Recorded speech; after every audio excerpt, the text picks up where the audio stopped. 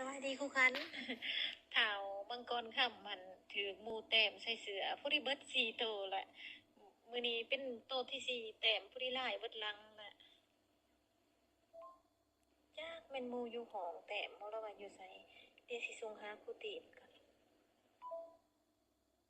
มากินข้าวน้ำข่อยมันสวยนี่นะแม่นบ่มีได้แม่สะเน็กขอย่านแต้มจะกันตอนแรงหันน่ะนะแล้วมื้อสวยนี้บ่ได้นอนเพราะว่าเพิ่นหันจดบนแฮนบ่แล้วแล้วข่อยจะย่างขึ้นไปเบิ่งเพิ่นว่าบ่แล้วคันบ่แล้วลูกจดให้มันแล้วเด้อคันแล้วไว้แล้วไปนอนเพิ่นก็ว่าโดยแล้วบ่แล้วพอดีฮอดโมงเข้าห้องก่อนแล้วมันผู้นางอยู่ทั้งหลังแต้มอะนะหอนี่เขาเฮ็ดหยังแห่งซื่ออยู่เด้เพิ่นหั่นก็มื้ออื่นแล้วเขาสิถามเบิ่งให้ดอกแล้วเขาสิขึ้นไปแล้วเขาจะไปถามเบิ่งให้บ่เป็นหยังดอกครูคันน่ะหัวแถหัวหวาจังว่าแต่ว่าอันครบสี่โตแล้วแต้มมาทุกมือผู้ที่อันโตสุดท้ายตัวนี้เสือเพิ่นมีสี่โตมันบ่ออกจักจังได๋ก็มันก็ยังมีหัวอยู่พากันหัวทวนกันแต้มก็แต้มกาค่อยกาหำจังว่ามีระบบเววานนี้นะเพิ่นให้มาเนาะพาหมู่อันหมู่ได้หันให้มาเพิ่นละว่าหมู่ละว่าอันเอาดีตีว่าซั่นก็ตกใจเพิ่นให้แท้ให้ว่าแล้วอันแล้วพาเพิ่นไปถามออดี้แล้วว่าบ่ได้ตีว่าซั่นหมู่ก็ว่าบ่ได้ตีอันหมู่อยู่หน่วย4นำกันหั่นเขาละอนามัยห้องเพิ่นละว่าอันสเน็กมาอนามัยห้องสิแม่นอันคือสิแม่นเขาเว้าอันบ่ดีให้เพิ่นหั่นแหละแล้วเพิ่นละบ่มาอนามัยเอิ้นสเน็กมาอนามัยห้องอนามัยสเน็กละบ่ยอมมันมาอนามัยว่าซั่นถามแล้วบ่ได้ถามเอาดิก็ว่าบ่ได้ตีว่าซั่นยิงก้มก็ว่าเราบ่ได้ตีว่าซั่นก็เลยว่าฝ่าวไปรวมแน่ก็เลยว่าดีกันซะเนาะซั่นสเน็กก็บ่ต้องให้ว่าซั่นสเน็กก็บ่สาวให้ว่าซั่นก็เลยมารวมมื้อวานหั่น ก็บ่ได้ถามว่าเพิ่นแล้วก็ถามมันสเน็กอีกว่าอันเอาดีตีลูกบ่ว่าซั่นตีแท้ว่าเว้าดีๆว่าซั่นเอาดีก็เว้าดีๆบ่ได้ตีสเน็กก็ว่าบ่ได้ตีว่าซั่นก็เลยบ่ได้ถามคันบ่ได้ตีแล้วบ่ให้เนาะก็เลยมารวมมื้อวานหั่นนะบ่ได้ถามว่าเพิ่นเว้าอีหยังอีกบ่นะก็เลยบ่ได้ซ้ออีกเดี๋ยวอันไปมื้อนี้เลยสิถามเอาดีอีกว่าเพิ่นเว้าอีหยังเพิ่นก็ว่า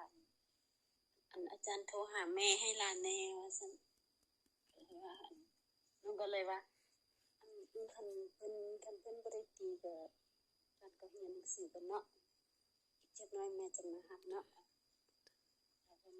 ก็ว่าโดยว่าซั่นแล้วก็เลยไปรวมเอ้ยขอบใจได้หลายครูเพราะว่าอันมาเฮือนน่ะนะเพิ่นจมเลยไหเลยว่าซั่นนั่นว่าเฒ่าดีหั่นด่าว่าบ่แม่นติด่าว่าด่าเพิ่นน่ะนะก็สิเป็นเพิ่นขี้คร้านนั่นแหละเพิ่นบ่อนามัยห้องช่วยเขาตินี่ขอบใจหลายๆเด้อครูเด้อขอบใจ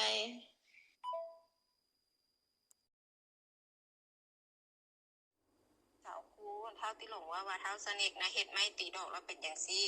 เราสิหาเท่าสนิทอยู่เท่าสนิทกันอันกลับก่อนว่าสิหาไป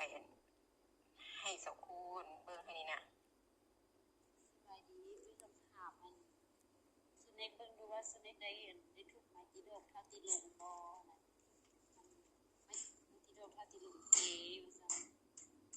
ก็ตามมันเขาจะเว้าอันว่าเท้าเคลลี่หั่น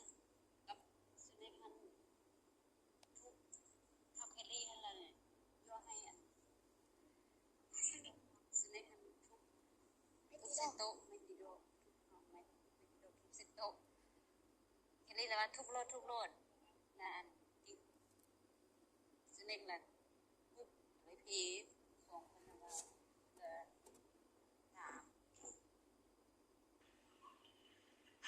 สบายดีครูสอนอันถามเพิ่นหั่นเพิ่นแบบ อันน่ะลูกกะลินกับเคลลี่อยาลุมพี่เพิ่นว่าลูกอันบ่ได้เฮ็ดนะแม่ว่าซั่นลูกบ่ฮู้ไม้ที่ดอกแม่นหยังเพิ่นว่าแต่อันลองถามหมู่เพิ่นเบิ่งว่าไผแหน่เห็นหันนะโคเบิ่งอันน่ะถามเบิ่งให้แหน่ผู้ใดเห็นหันนะตัวจริงมันเป็นแนวใดหันนะเป็นจังไดล่ะพ่อพันเอื้อนี่เด้อคันถามครูอันซื้อมาความจริงให้เอื้อนี่เด้อครูเด้อคันถามว่าอันแม่นนะให้แม่อันให้ที่ลงทะอันน่ะ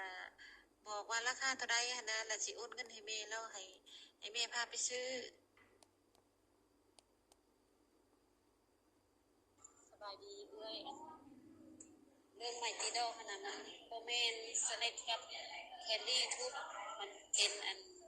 เท้าอันผู้ทนซักกับคนประเสริฐเป็นผู้ทุบนะแล้วอันเท้าอันมีไม้ที่ดอกนี่กับเพชรเป็นเด็กพิเศษเด้แล้วเราไปเขาไปตีอันคนประเสริฐก่อนบอกประเสริฐจะมาทุบ